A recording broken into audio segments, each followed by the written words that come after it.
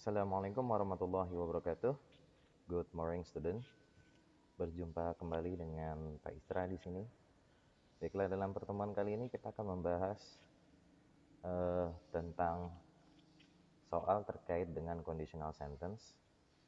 Seperti yang Ananda lihat di layar videonya, ada beberapa soal di sini ya yang akan kita bahas terkait dengan conditional sentence. Barangkali lebih tepatnya ini mirip soal TOEFL ya. Hanya saja kalau mungkin bertanya, wah nanti levelnya lebih sulit. Oh tidak. Ini sebenarnya sama saja. Untuk soal if clause ada beberapa tipe soal. Dan barangkali perlu kita simak bersama dulu ya. Baik, untuk soal yang pertama mau kita bahas yang ini terkait dengan penggunaan if clause. Nah, seperti yang Anda lihat di papan di layar ini ya, di layar monitor saat ini, ada bagian yang hilang di awal sini, kemudian ada yang disediakan yaitu he would have been able to pass the exam. Jadi triknya seperti apa? Nah, yang seperti ini jenisnya berarti if clause-nya dihilangkan atau if clause-nya yang ditanya, cuma disediakan main clause-nya atau klausa utamanya sudah disediakan. Jadi he would have been able to pass the exam. Ini if clause tipe 3. Jadi kalau tipe 3 berarti kita melihat opsi A, B, C, D, E-nya ini yang tipe 3. Kalau opsi A, if he studied hard, ini if clause tipe 2 karena ini menggunakan kata kerja bentuk kedua. Yang B, untuk if clause tidak ada yang menggunakan past continuous ya. Jadi ini salah ya. Were studying, jadi tidak masuk hitungan. Yang C, if he studies more, ini if clause tipe 1. Nah, if clause tipe 1. Sedangkan yang D, if he had studied more, nah ini baru tipe 3. Jadi jawaban untuk soal nomor 1 adalah D. Baik, kita lanjutkan ke soal nomor 2. Kalau tadi dihilangkan sepenuhnya, kalau sekarang masih disediakan yaitu if clause-nya disediakan, hanya saja kata kerjanya atau predikatnya dihilangkan.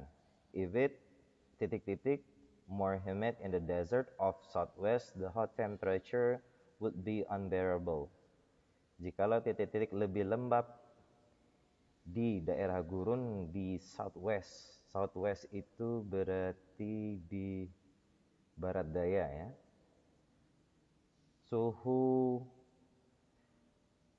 temperatur panas barangkali tidak akan bisa tertahankan. Nah, sekarang kita lihat opsinya ternyata A, B, C, D, E semuanya berkaitan dengan penggunaan to be. Mana kira-kira yang bisa dipakai? Nah, sekarang kita lihat di sini. Karena yang lengkap adalah main clause-nya dan main clause-nya menggunakan would be bukan would have been seperti di atas ya.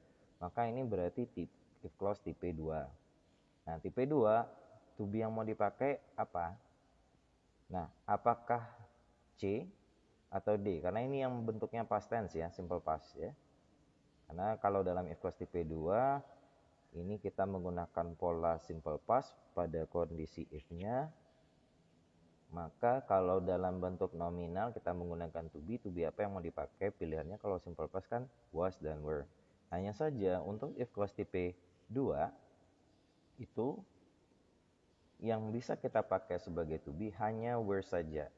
Jadi were dipakai untuk semua subjek. Mau pakai he, mau pakai she, it yang harusnya pakai was. Ketika dia dalam if clause tipe 2 maka kita gunakan were. Oke. Selanjutnya, yang nomor 3. I would have checked my paper if titik-titik more time. Nah, sama if clause-nya tidak ada, barangkali atau tidak lengkap di sini, maka kita mencari padanannya. Nah, kita lihat lagi di main clause-nya, di klausa utamanya. Jadi dia gunakan I would have checked my paper if I titik-titik more time. Would have checked. Nah, ini if clause tipe 3. Kira-kira yang bisa masuk adalah ada A, have got, ini bentuk present perfect. tidak bisa kita pakai. Kemudian ada B, had got. Nah, ini baru past perfect. Nah, inilah dia pasangannya ya. Kita masih ingat ya bahwasanya ternyata if clause tipe 3 menggunakan past perfect yang dipasangkan dengan main clause-nya berupa modals perfect ya. Kita lanjutkan soal nomor 4. If you listen to the question carefully, you titik-titik them easily. Nah, sekarang if clause-nya disediakan lengkap, main clause-nya tidak lengkap. Nah, ini if clause tipe berapa? Listen to, ini if clause tipe 1.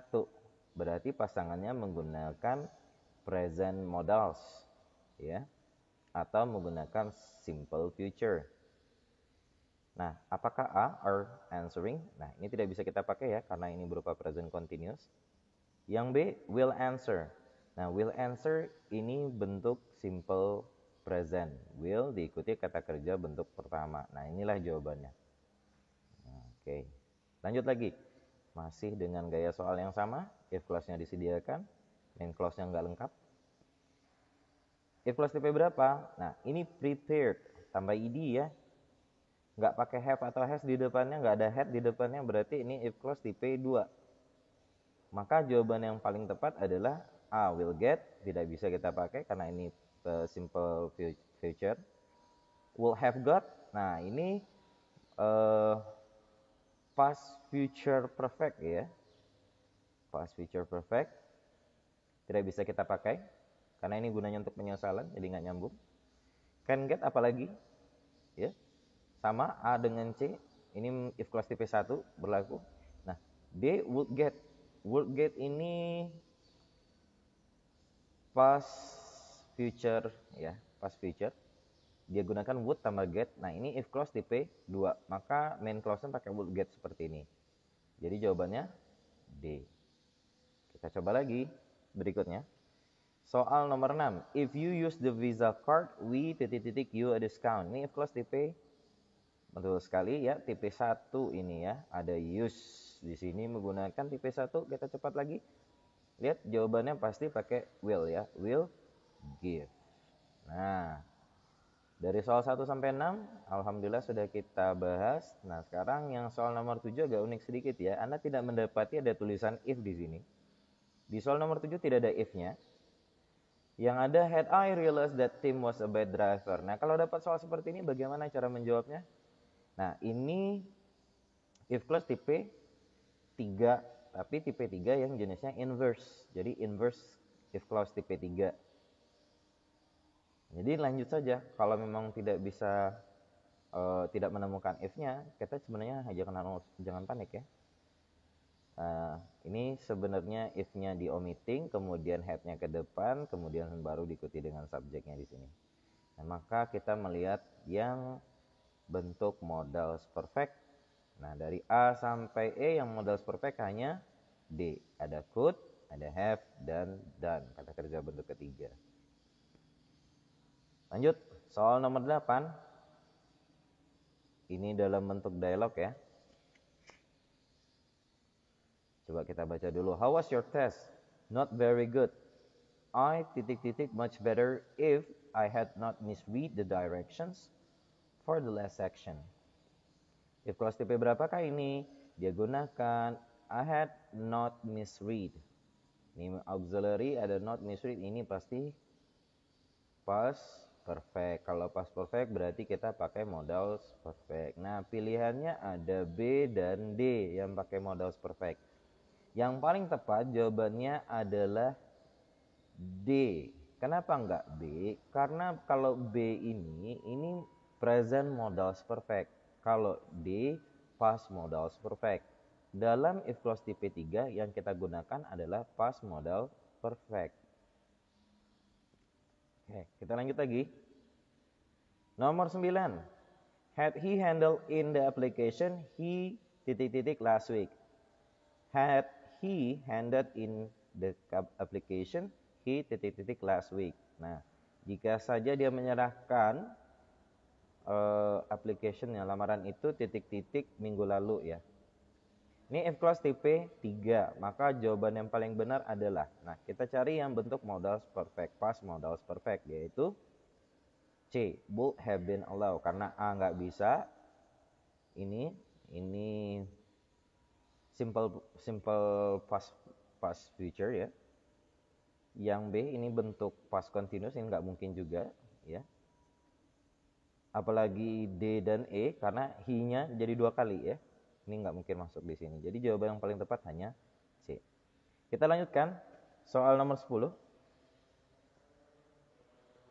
If he had known that she had planned to arrive today, he could have met her at the station. Ini if clause tipe 3. Yang ditanya adalah maknanya.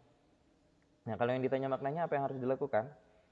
Untuk if clause tipe 3, makna, kalau yang ditanya maknanya harus disajikan dalam bentuk simple past. Dan dia berlawanan dengan pengandaiannya. Kalau pengandaiannya positif, tidak ada not ya, maka dia akan jadi negatif. Berarti maknanya harus pakai not. Yang pakai not hanya B dan D. Tapi kita lihat dulu, ini ada 2 ya. Pengandaian dan induk kalimatnya ya, anak kalimat dan induk kalimatnya. Pengandaiannya, jika saja kami tahu dia berencana untuk datang hari ini, kami barangkali akan bertemu dengannya di stasiun. Kenyataannya kami tidak tahu, sehingga kami tidak bertemu. Tidak ya, sama-sama tidak jadinya, negatif-negatif. Nah, maknanya harus negatif-negatif nanti. Maka jawaban yang benar adalah D. Kenapa nggak B? Karena B kalau di sini positif juga ya. Kami tidak tahu bahwasanya dia berencana datang hari ini, namun kami bertemu dengannya di stasiun. Nggak nyambung ya. Harusnya adalah kami tidak tahu dia berencana datang hari ini, jadi kami tidak bertemu dengannya di stasiun. Jadi jawabannya D.